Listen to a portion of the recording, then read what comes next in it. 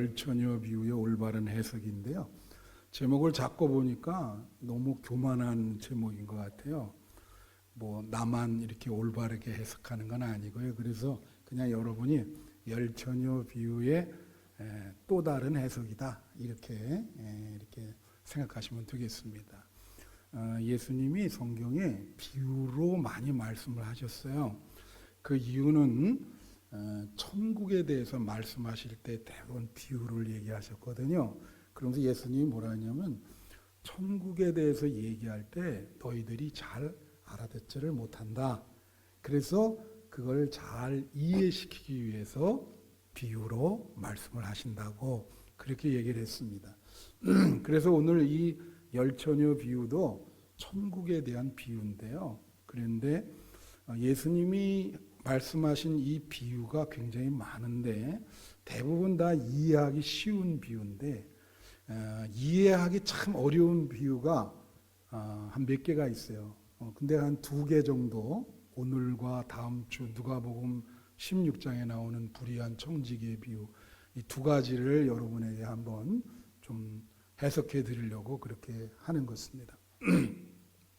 자, 이번에 파리 올림픽을 하죠.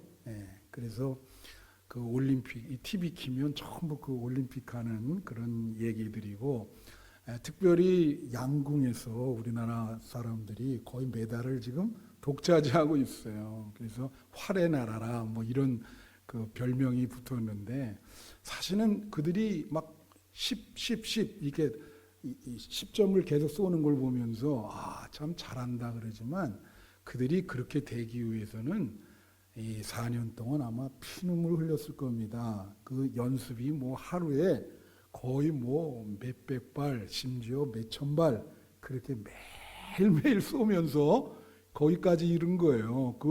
그래가지고 그 4년 동안 그렇게 열심히 노력했는데 유도에서 어떤 그 선수가 졌는데 얼마나 통곡을 하는지 막 진짜 세상 다 끝난 것처럼 땅을 치고 통곡하는 모습을 보면서 야 정말 그게 삶의 목표였는데 저게 무너지니까 저렇게 통곡을 하는구나 이런 생각을 하게 됐습니다. 자, 우리가 말해요. 성경이 우리에게 얘기하는 건 뭐냐면 여러분의 인생이 어떤 목적이 있는데 우리의 인생은 뭐냐면 천국을 준비하는 삶이라는 거예요. 그래서 성경이 한결같이 얘기하는 것은 이 세상은 나그네 인생이고 우리의 본향이 있다는 거죠. 그 본향이 바로 천국이라는 거예요. 그러면 이 나그네 인생, 이 세상은 그 천국을 준비하는 삶이다. 아직 여러분에게 메인의 시간, 그러니까 우리가 살 아주 본질적인 시간은 오지 않은 겁니다. 그래서 이제 그걸 위해서 준비를 한다. 본문은 그 준비하는 우리 삶의 태도에 대해서 비유를 하고 있어요. 오늘 에피소드를 보면 우선 1절을 보면 마태복음 25장 1절을 보면 이렇게 나와요. 그때 천국은 마치 등을 들고 신랑을 맞으러 나간 열처녀와 같다. 그러면 예수님이 얘기한 이 열처녀 비유는 천국에 대한 비유인 건지를 알 수가 있죠. 1절에 뭐라 그래요? 그때 천국은 이와 같은 것과 같다. 그래서 이 비유는 천국에 대한 비유입니다. 그래서 천국을 어떻게 준비하느냐. 그래서 13절, 25장 13절에 보면 뭐라고 나오냐면 그런즉 깨어 있으라 너희는 그날과 그때를 알지 못하니라. 그날과 그때는 무슨 때냐면 신랑 되신 예수님이 오실 때예요. 재림할 때. 그때 깨어 있어야 신랑 되신 예수님을 맞이할 수 있다라는 거예요. 그럼 깨어 있다는 거는 뭐예요? 준비를 잘 하고 있어라. 천국을 맞이할 준비를 잘 하고 있어라. 너네들의 삶은 바로 그 준비를 위해서 있는 삶이라. 이제 그렇게 이야기를 하고 있는 거죠. 자, 그러면 여기 마태복음 25장에 3개의 비유가 있습니다. 세 개의 비유, 예수님이 다 하신 비유예요. 근데 그 시제가 다 미래에 있어요. 그리고 우리는 그걸 기다려요. 뭔가를 기다려. 고도를 기다리며라고 하는 그 연극이 있었거든요. 그래서 고도가 뭐냐 그랬더니 자기도 모르겠다. 뭘 기다려? 우리는 기다리는 삶인데 거기 보면 여기는 지금 이 열처녀 비유에는 신랑을 기다려. 근데 더디와 언제 올지 몰라요. 미래. 지금 기다리는데 준비하고 있어요. 맞이하려고. 그리고 그 다음에 나온 비유가 달란트 비유예요. 달란트 비유도 달란트를 한 달란트씩 주고 주인이 먼 나라로 떠난 거예요. 언제 올지 몰라요, 주인이. 그래서 그 주인을 지금 주인이 불시에 오겠죠? 지금 기다리고 있는 거예요. 언제 올지 몰라요. 그 다음에 나온 것이 양과 염소의 비유인데 이거는 주님이 미래에 오셔서 미래에 계신 주님이 불시에 오셔서 성도들을 양과 같은 성도, 염소와 같은 성도로 구분을 하신다는 거예요. 알곡과 가라지처럼 그렇게 구분을 한다. 주님께서 불시에 오셔가지고 그것도 시제가 미래입니다. 그러면 자 우리가 말해요. 인간이 유한하다는 이유는 왜 유한하다 그러냐? 우리는 시간성을 살고 있어요. 시간성을 영혼을 살지를 못하고 시간성을 산단 말이에요. 시간성을 산다는 것은 한계가 있다는 거야. 여러분이 사는 시간이 한계가 있어요. 그게 시간성이에요. 그래서 우리 그거를 뭐라 그러죠? 과거, 현재, 미래 이렇게 얘기해요. 그럼 그걸 제가 늘 여러분에게 분석을 해봤지만은 우리는 과거가 있어요. 그죠? 그리고 연세 많이 드신 분들은 과거가 더 많죠. 앞으로 미래는 뭐 요새 100세 시대라 그러니까 여러분은 어떻게 해야 될지 모르지만 근데 이 과거는 제가 말했어요. 과거는 두 종류가 있습니다. 망각된 과거가 있어요. 전혀 생각이 안 나. 살긴 살았는데 과거가 생각이 안 나. 그리고 드물게 어떤 사건들이라든가 그게 생각이 나서 현재의 내 삶에 영향을 주는 과거가 있는 거예요. 과거가 현재에 영향을 줍니다. 막 어떤 때는 막 트라우마가 생기기도 하고 그게 이제 현재에 영향을 주는 과거인 거예요. 그러나 이건 얼마 안 돼요. 대부분 한 90%는 망각합니다. 그러니까 그걸 가리켜서 살으나 마나 잊어버렸으니까 살으나 마나요. 그죠? 예. 그 다음에 현재도 두 가지가 있어요. 현재 지금 여러분 예배 보고 있죠?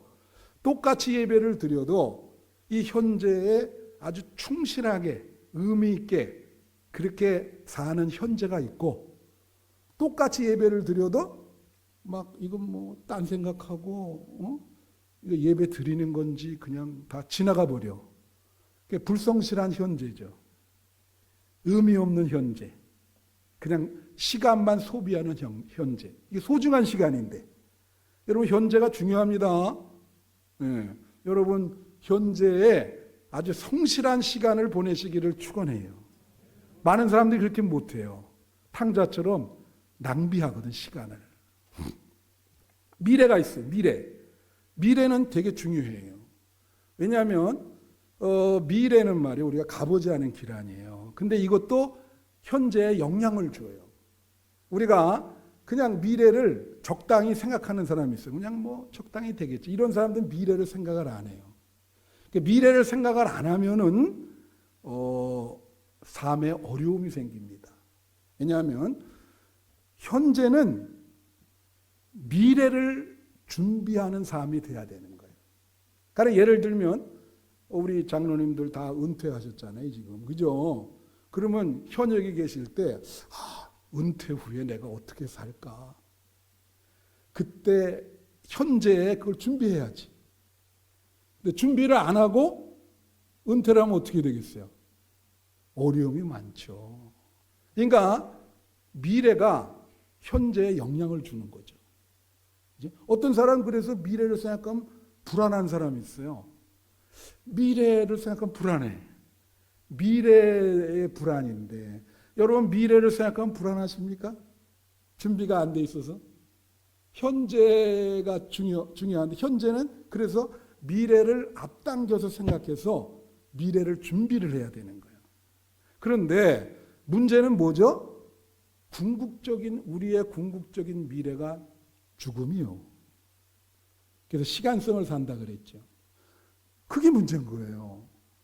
영원히 사는 것도 아니고 죽음이라고 하는 이 강력한 힘이 우리를 집어삼켜버리기 때문에 우리는 그냥 흙으로 돌아간단 말이야. 그러니까 세상 사람들은 이렇게 생각해요. 근데 우리는 뭐죠? 우리의 궁극적 미래는 죽음이지만 우리는 죽음 이후에 천국의 삶이 있다고 믿는 겁니다. 믿으십니까? 그럼 세상 사람과 우리와의 차이점은 뭐예요? 우리는 죽음 이후에 천국의 삶을 현재에 준비하는 거예요. 그게 우리 삶의 의미가 있는 거예요.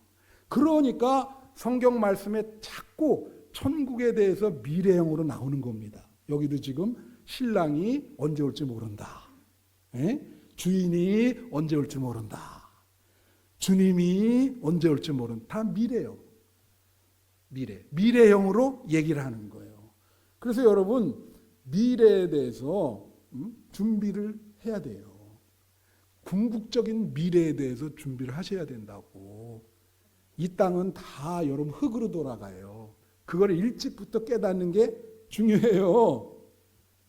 그래서 천국의 삶을 준비를 한다. 본문은 왜 이 본문이 어렵냐? 두 가지 점에서 신학자들이 이 본문에 대해서 논쟁을 많이 했습니다. 이 본문이 그렇게 쉽지 않은 본문이에요. 이 비유가 많이 있지만서도 아마 가장 어려운 비유 중에 하나일 겁니다. 이게. 왜 그러냐? 이제 두 가지가 있는데 첫째는 열처녀가 나오죠. 열처녀라고 나오죠. 왜 열처녀죠 이게? 왜 열처녀죠? 아니 신랑이 오는데 그럼 열처녀가 누구냐 이거예요. 열처녀가 신부일까요? 그러면 어떻게 되냐? 어떤 목사님은 그렇게 해석하는 사람이 있어요. 아니 신랑이 하나 오는데 신부가 10명. 말이 안 되잖아요. 그죠? 신부가 어떻게 10명이 되겠습니까? 그러면 이 열처녀를 어떻게 해석하냐면 신부 들러리다. 들러리 있잖아요, 여러분. 우리나라도 들러리 있죠. 이 서양에는 들러리가 아주 확실해요. 들러리 없으면 안 돼, 결혼식에. 들러리가 보통 평균 많아도 되는데 여자 옆에 셋, 남자 옆에 셋 그렇게 있어야 됩니다. 그래야 이제 결혼식을 이렇게 하죠. 그래서 이 10명을 신부의 친구들 들러리로 보는 거예요. 그래서 이 10명이 신랑을 맞이해서 결혼식장으로 이제 이렇게 안내하는. 그런데 이 등불을 이제 갖고 있다가 신랑이 더더우니까 졸은 거예요. 근데 기름이 이제 다 타서 없는 거야. 근데 슬기로운 처녀는 여분의 기름을 준비를 했고 또 미련한 처녀는 여분의 기름을 준비하지를 못했어. 그래서 이 기름을 사러 간 사이에 신랑이 와버린 거지. 그러니까 5 처녀만 데리고 결혼식장에 들어간 거야. 그러니까 나머지 5 처녀 그제서 늦어서 들어가려고 했더니 이미 결혼식장이 닫혀버렸네. 이런 얘기예요. 근데 이거를 제가 이제 그 고대 이스라엘 문화를 전공한 분한테 한번 물어봤어요. 왜냐하면 여러분 시대마다 민족마다 결혼 풍습이 다르잖아요. 나는 어렸을 때 우리나라 결혼하는데 우리 장로님 2분 어떻게 이런 거 있잖아. 신랑이 신부 마을에 가서 전 며칠간 있다가 가마를 태우고 신랑 있는 쪽으로 오잖아요. 그때 신부 마을에 있는 청년들이 좋은 처녀를 뺏겼다고 그 신랑을 거꾸로 세워가지고 발바닥을 때린다고. 노장로님 발바닥 맞았어요? 발바닥 때린다니까. 지금 이제 그런 풍습이 많이 없어졌죠. 그래서 이제 이거를 왜 내가 그런 말씀 드리느냐. 민족마다 뭐 역사마다 다 달라요. 인도 사람이 결혼하는 풍습이 있고. 그래서 이때 유대 사회의 결혼 풍습을 알아야 이 비유가 해석이 되는 거예요. 그래서 제가 그분한테 물었어요. 그때 이스라엘에서 예수님 당시에 어떻게 결혼을 했냐. 근데 그분 말이 신랑 마을에서 결혼한 거예요. 이게.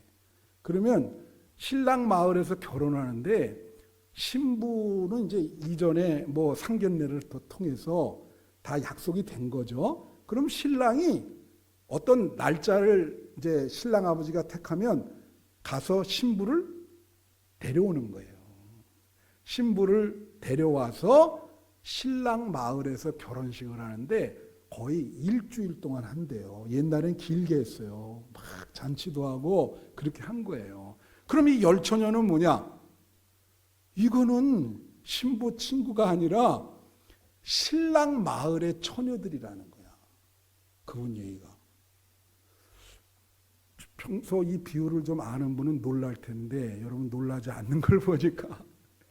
그래서 이 열처녀가 신랑 마을의 10명의 처녀인데 이 처녀들이 이제 신랑이 자기 마을로 돌아와서 결혼식 하니까 더디 오는 거예요. 그래서 맞이하러 나가서 이렇게 이제 있는데 오시면 등을 밝혀서 결혼식장으로 이제 안내를 하는 거죠. 근데 이 10명의 처녀들이 그렇게 일주일 동안 봉사, 그 신랑이 결혼식에 자녀를 봉사를 하는데 그럼 왜 이렇게 이거에 대해서 심각하게 생각하냐? 그 마을에서 지금 그렇게 봉사하는 10명의 처녀들의 모습을 보고 자기가 결혼할 신부 후보를 낙점을 하는 거예요. 저거 아주 잘 이렇게 준비를 하네. 잘 맞이하네. 예? 그 마을 원로들이 보면서 저 틀림이 없는 애다. 그래서 이제 잘 맞이해야 되는데 세상에 졸다가 또 기름도 준비 안 해놓고 그래가지고는 그 같은 마을에 그 신랑이 신부 데리고 오는데 글쎄 그걸 놓쳤잖아요. 결혼식장에 5명은 들어가는데 여기는 가보니까 벌써 문이 닫혀가지고 식장 문이. 그런 얘기예요. 이렇게 해석을 한다 이거죠. 여러분 어때요? 제 해석이 맞아요? 이거를 성경이 재밌어요. 여러분 그렇게 한번 보셔야 돼. 이 에피소드 그때 문화가 그렇다는 거예요. 그분 얘기는. 그래서 이렇게 볼 수도 있다라고 하는 거예요. 그래서 신랑 마을에 결혼식에 봉사할 10명의 처녀에 대한 이야기다. 그렇게 얘기하고. 그런데 두 번째 또 논쟁이 되는 부분이 있어요. 그게 뭐냐면 여기서 기름을 준비를 못했잖아. 기름이 뭐냐? 그거요. 이제 그걸 보면 마태복음 25장 4절 여기 보면요. 사실 이게 기름만 아니거든요.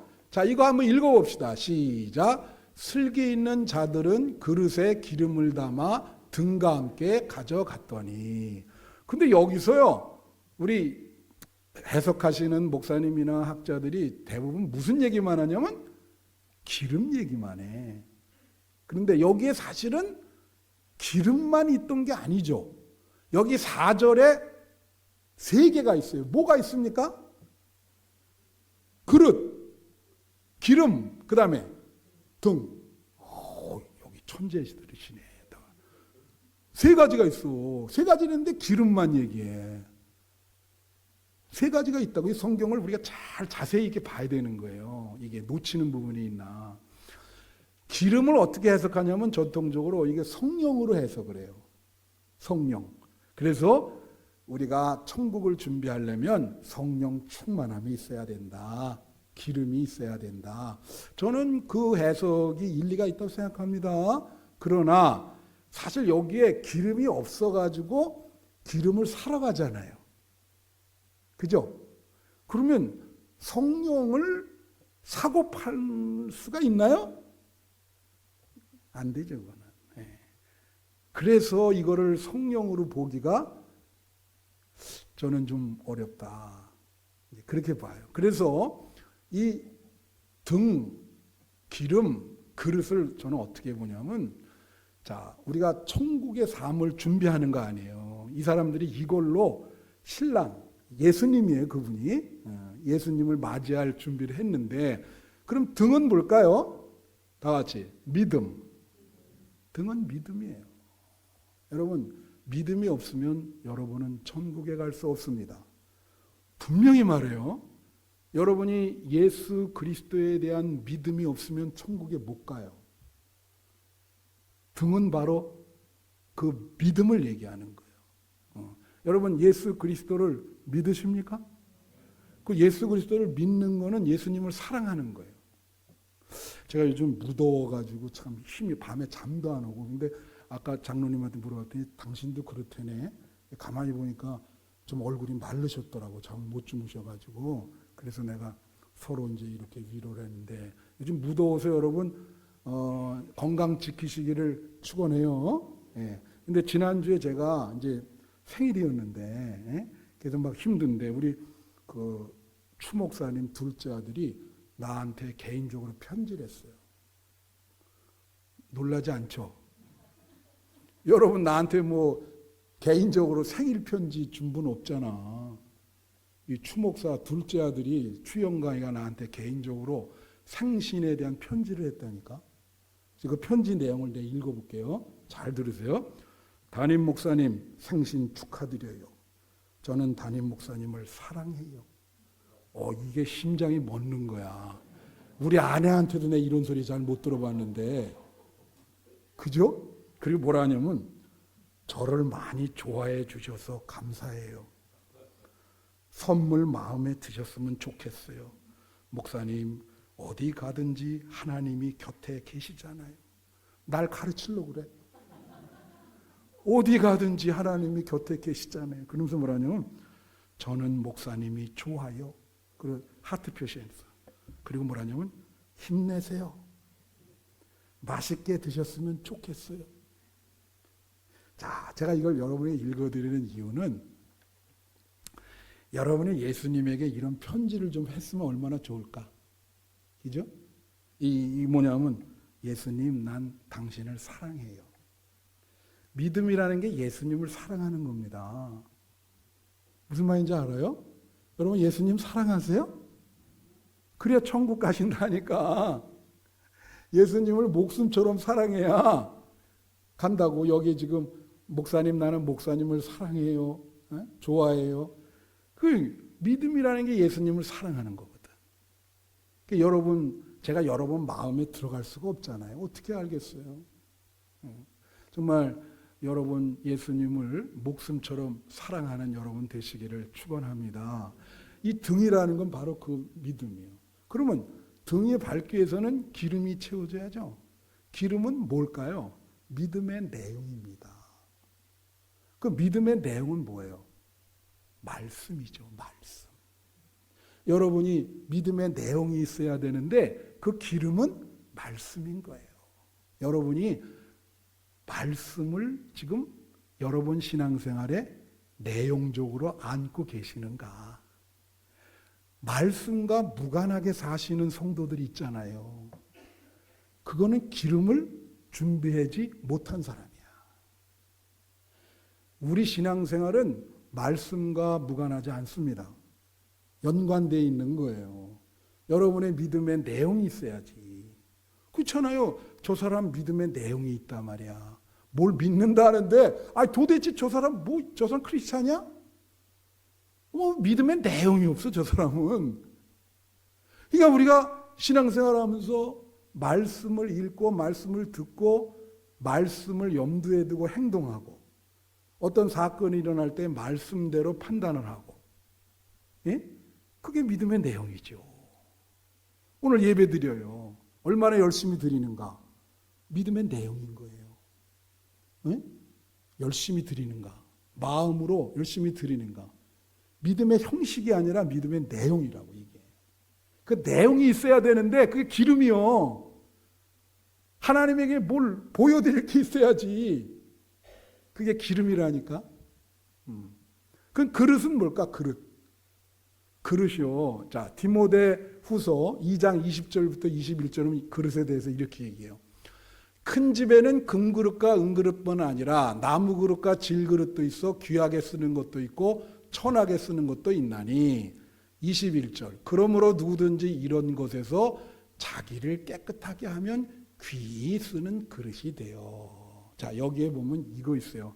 잘 들으세요. 잘 보세요. 자, 집에 금그릇, 은그릇도 있고 질그릇도 있고 그래. 근데 손님이 왔을 때 금그릇, 은그릇이 문제가 안 됩니다. 중요한 거는 그릇이 깨끗하냐. 아니, 손님이 오면 깨끗한 그릇을 내놓지. 금그릇이 오랫동안 있었는데 먼지가 수북히 쌓이고 그 안에 뭐 이상한 게 들어가 있어요. 어떻게 대접을 해요? 아무리 금그릇이라도. 아무리 진흙으로 만든 그릇이라도 깨끗한 거예요. 그럼 어떻게 해요? 손님이 오면 즉시 깨끗한 그릇 내놓지. 그러면 그릇이 깨끗하다는 게 뭐예요? 순결. 다 같이 순결. 순결은요, 거룩한 삶을 말하는 거예요. 거룩한 삶. 자, 보세요. 신랑이 오는데 신부가 자기가 정조를 못 지켰어. 순결하지 않아. 다른 남자한테 몸을 더럽혔다고. 그러면 신랑을 맞이할 수 있어요? 못 맞이합니다. 순결해야죠. 영적으로는 뭐 우상숭배 이런 거 하지 말고 그런 걸 얘기하는 거예요. 여러분이 깨끗하게 돼야 신랑이 온다고. 그래야 맞이할 수 있고 천국에 갈 수 있는 거예요. 믿습니까? 이 해석이 되잖아요, 이게. 그래서 천국을 준비하는 삶이다. 여러분, 우리의 삶은 뭘 준비해요? 천국을 준비한다. 제가 이번에 그 파리올림픽이라니까 이상하네. 파리들이 모여서 올림픽을 하나? 파리에서 해가지고. 근데 거기에 보면 그 사람들이요, 금메달 따는 게 쉽게 따는 게 아니에요. 근데 여러분, 내가 어떤 글을 읽었냐면 지금까지 수영에서 금메달을 제일 많이 딴 사람이 누군지 알아요? 일부 예배 때는 알더라고. 그게 미국 애인데 이름이 마이클 펠프스라는 애야. 지금 어른이 됐죠. 근데 금메달만 23개를 땄어요. 올림픽에서. 아, 대단하죠. 은메달, 동메달은 수도 없어요. 그거는 금메달만 23개 딴 거야. 근데 이 친구가 그 금메달 따기 위해서 훈련하는 모습이 나왔거든. 자기 어떻게 하냐. 근데 이런 거 하는 거야.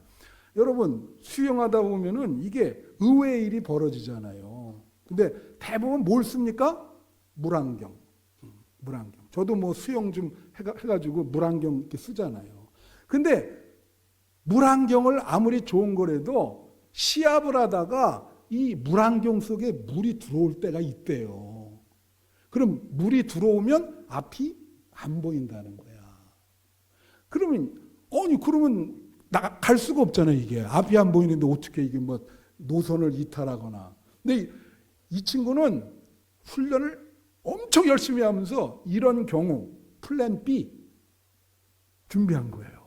그래서 예를 들면 이제 수영이 자유형, 접영, 배영 뭐 이런 평형이 있는데 이거 다 금메달 땄거든. 모든 종목에서. 그런데 이렇게 한 거야. 만약에 수경에 물이 들어왔다. 그러면 자유형 할 때 어떻게 하냐면 이게 스트로크라 그러잖아요. 이거. 그죠? 스트로크. 이거 여러분, 자, 이렇게 하는데 양쪽으로 하는 것 같아요? 이 스트로크란 말이에요. 이거를 어떻게 했냐면 수경에 물이 들어왔을 때 안 보이면 50m를 왔다 갔다 하잖아. 이게 50m 갈 때 이게 몇 번 스트로크가 일어나나. 그거를 잰 거예요. 그래서 기억을 하는 거야. 그래서 실제로 수경에 물이 안 들어와도 이게 세면서 하는 거지. 하나, 둘. 그래서 실제로 2008년에 베이징 올림픽에서 저병 200m에서 금메달 땄거든. 근데 그 끝나고 나서 얘가 펠프스가 인터뷰하기를 뭐냐면 한 100m 터닝하고 그 다음에 물 들어온 거예요. 보통 사람 같으면 어떻게 해요? 그건 끝나는 거지, 속력이. 근데 평소에 이 스트로크를, 이 저병은 이렇게 하잖아요. 그죠? 해보셨어요? 이렇게? 와, 이게 힘이 엄청나게 들어가거든요, 이게. 근데 이거를 평소에 해봤더니 21번 이렇게 해야 자기 체격으로 50m를 간다는 거야. 그래서 이거를 다 연습해 놓은 거예요. 플랜 B를. 물이 딱 들어왔는데, 지금 몇 번째다. 그래갖고 21번째 터치를 딱 해가지고 금메달 딴 거 아니에요. 대단하지 않아요? 여러분 인생을 그렇게 삽니까? 이거 엄청 대단한 거예요. 금메달이 아무나 따는 게 아니에요. 보니까. 여러분 인생 살 때 항상 플랜 B가 있어요? 이게 참 준비를 엄청 철저히 해야 한다. 천국을 그렇게 준비해야 되거든, 우리가. 천국을. 그게 진짜 맞아요. 여러분 이번에 유도에서 금메달 딴 사람이 김민종이라고 있어요. 마장동 고깃집 아들인데, 그 엄마가 아침 저녁으로 고기만 먹였대. 그런데 은메달 땄어요. 은메달. 근데 인터뷰하는데 감동받았어. 뭘 감동받았냐면 이렇게 얘기해요. 올림픽에서 금메달을 받으려면 하늘을 감동시켜야 된다는 거야. 뭘로 감동시켜야 되냐? 연습. 정말로 24시간, 그렇죠. 양궁 선수가 하루에 몇 번 쐈을 것 같으냐고. 그렇게 해야 하늘이 감동을 해서 금메달을 주는데 자기는 하늘을 감동 못 시켜서 은메달 땄다는 거야. 그래서 그럼 어떻게 이렇게 되냐? 하늘을 감동시켜야 되는데 부모님만 감동시켰대. 그래서 자기는 은메달 땄다는 거야. 다음번에는 하늘을 감동시켜서 반드시 금메달 딴다. 여러분, 여러분의 신앙생활, 여러분 인생 마라톤이라 했잖아요. 여러분 신앙생활이 하나님을 감동시킬 수 있어요? 하나님을 감동시키는 신앙생활. 그러면 하나님이 금메달 줘요. 금메달. 끝나고 나서 하나님 앞에 서면 수여식이 있어. 그게 디모데후서 4장 7절 8절에 나오죠. 나는 선한 싸움을 싸우고 나의 달려갈 길을, 이게 마라톤으로 비유한 거거든요. 마치고 믿음을 지켰으니 8절. 이제부로는 나를 위하여 의의 면류관이 예비되었다. 다 같이 의의 면류관. 옛날에 말이에요. 고대 아테네에서 올림픽 하면 그때 메달이 없어요. 우승하면 월계관을 씌워준 거예요. 그게 면류관입니다. 여러분이 지금 신앙생활 하늘을 하나님을 감동시키면 하늘나라에 가서 면류관, 금메달을 받는 거예요. 그 하나님 감동하는 게 뭐예요? 여러분, 이웃을 사랑하고 어려운 사람 도와주고, 네? 복음을 위해서 전도 많이 하고, 그렇잖아요. 예배 열심히 드리고 선교사들 많이 도와주고 열심히 하고, 그게 하나님을 감동시키는 거죠. 어려운 사람 많이 도와주고 구제 많이 하고, 그런 신앙생활 하세요. 이거는 뭐냐면 여러분, 내가 볼 때는 한 동메달도 아니고 10위 밑으로 꼴찌할 것 같아. 왜냐하니까 주일날 예배 드리는 것도 힘들어해. 그러면 그 메달이 금메달이 아니라, 예? 뭐라고 그러시오? 그게 정말 신앙생활, 여러분, 내가 말씀드리잖아. 천국이 있어요. 죽으면 여러분 놀랄 거예요. 오? 진짜 있네? 있다니까. 여기는 지나가는 삶이야. 그렇죠? 죽으면 다 흙으로 가, 여러분. 흙으로 간다고요. 지나온 시간이 무슨 소용이 있어요? 죽음 이후에 그 삶이 진짜 삶인 거예요. 그걸 준비하셔야 되는 거예요. 그러니까 열심히 신앙생활 하세요. 최선을 다해서 하나님께 영광 돌리는 삶을 사시기를 축원해요. 여러분에게 하늘의 금메달이 주어지기를 축원합니다.